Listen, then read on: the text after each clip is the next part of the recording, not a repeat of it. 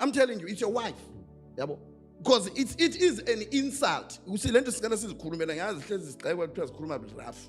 But ukushada second hand yomuntu okuvulela ibuntombi abesathi zoqhubeka lapho udoti kwasalowo. Ukuthi uhamba nomfazi akuneparent control la ithi akamvula hambe yena love. Uyayibona nto? Uhamba naye nje usu insulted already. Yabo. So amantombazana akazi ukuthi lento evirginity akona ukuthi sigcina umthetho esonto.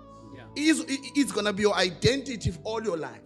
So mina nje mfowethu mhlamba abanye abafundisi bazoba nayo if ulimale naye usu already on marrying him or her singayikhuluma lapho. Ba iyakhulumeka lapho because usutshengisile ukuthi unkosikazi wakho.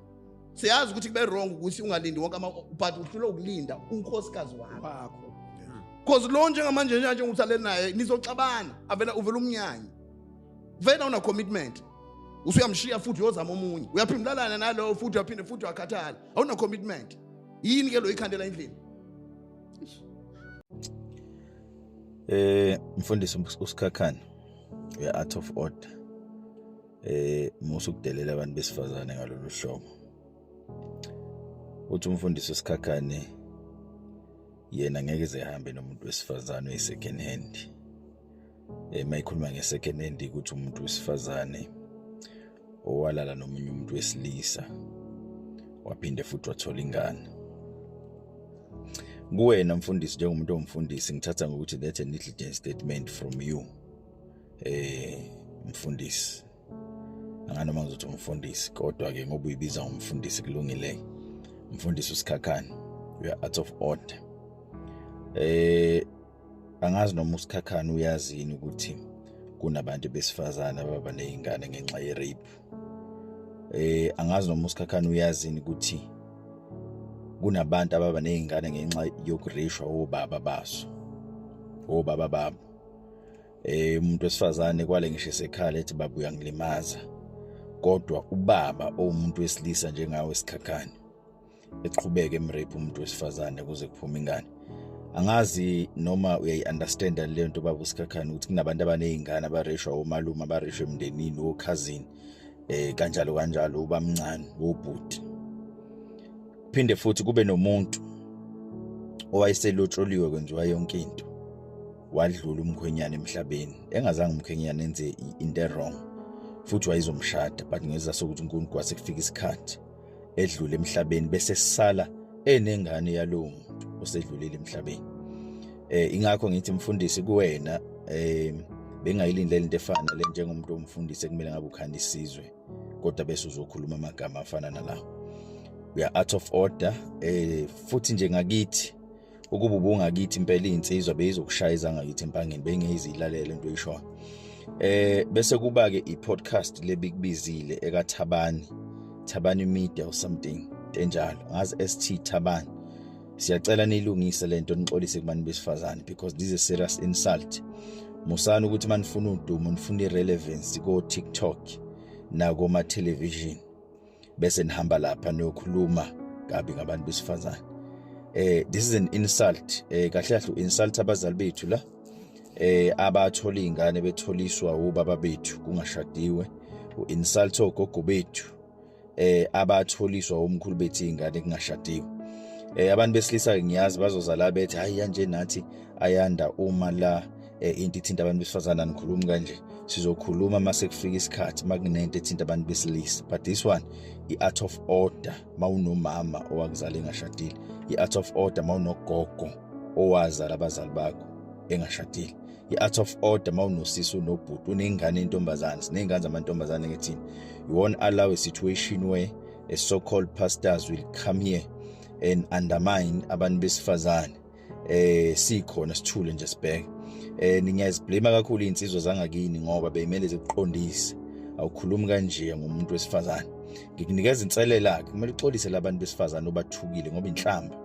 Yazi uze uthi yena nje ngeke hambe nomuntu wesifazane emall owazalele omunye umuntu ngoba uzothi mayihamba naye iparalytic lo yawavulwa yimi wamithiswa yimi. Like really umfundisi onjani wena ukhuluma kanje? Do you know ukuthi umuntu wesifazane isilonda sokumithiswa umuntu bese lowo muntu yamlaxaza lowo muntu wesifazane siyafana nesilonda somuntu oreshiwe. Yazi njengoba ugiya ngayo leyo nto, one, those people bahlukumezekile, ba-victimizwa abantu, babashiya nezingane babaleka. Wena uzovela ku television, uzovela ku TikTok, uzothi lawo bantu labo kahle kahle bangama second hand, abayinto yalutho. Kuluma ngumfundisi. Do you know ukuthi ilondo bavusela zona ngoba abanye ngempela bayamithiswa abantu abafike bakhuluma kahle endlebeni zabo. Ekugcineni guys umuntu wesifazane uyashelwa, akekho ungakwazi lokho. You have to convince a woman, you have to approach a woman. Kunezinto ezinhle kumele uzisho kumuntu wesifazane. Kumele there is a lot umuntu wesifazane up until naye ngoba phela akasile irobot, akaprogramiwe ukuthi wonqaba makufika umuntu wesifazane.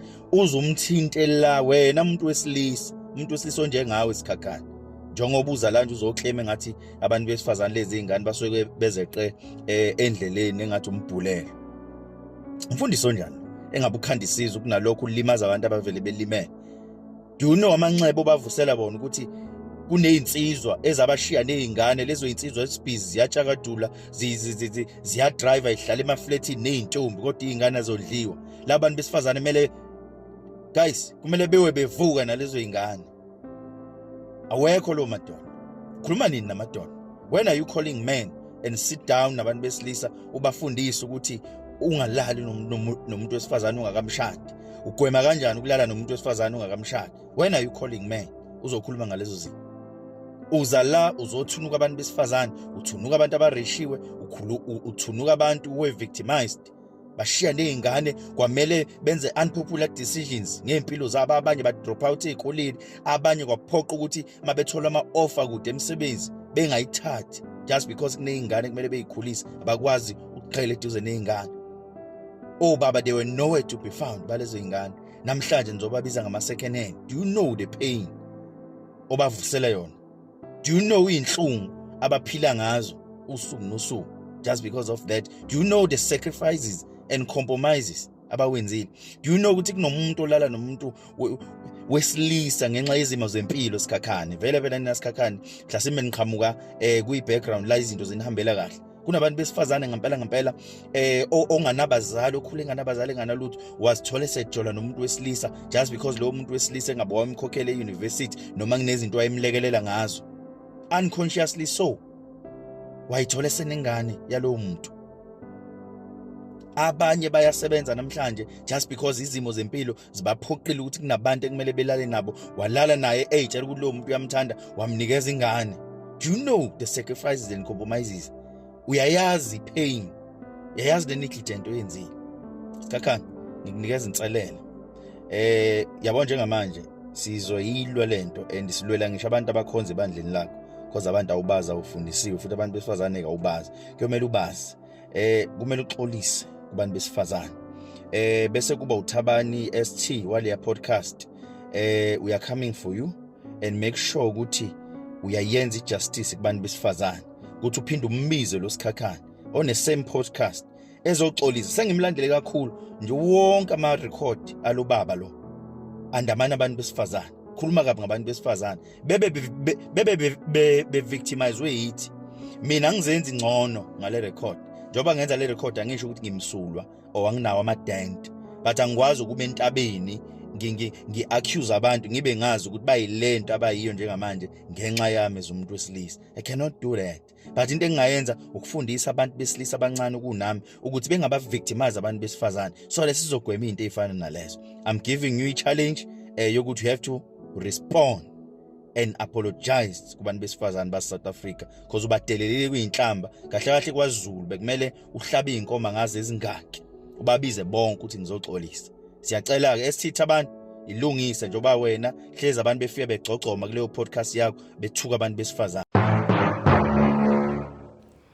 Hello Mzansi, welcome to Mgosi Mzansi. If today is your first time visiting this channel, please do the right thing and click the subscribe button, and also don't forget to smash the like button. Uyatrenda mfundisi leli gama lakhe kunguSibuwa kaSikhakhane ngemva kokuthi ahamba lapha ku-podcast afika akhulume ukuthi uma umfati ungasasilo lutshitshi futhi sonemntwana sewi-second hand akusafuneka ukuthi indoda ikushade noma ikuteke. Abantu abaningi abazange bayikhuthaze le nkulumo yalo mfundisi ukuthi ukhuluma njani amagama labuhlungu nalahlaba ngale ndlela ngalabanye abantu besifazane. Bathi abantu bafuna uSikhakhane aqolise ebantwini besifazane ngokuba khuluma kabi ngale ndlela. And some even saying ukuthi umfundisi uyikhuluma njani into lefana nale nto lebuhlungu kangaka.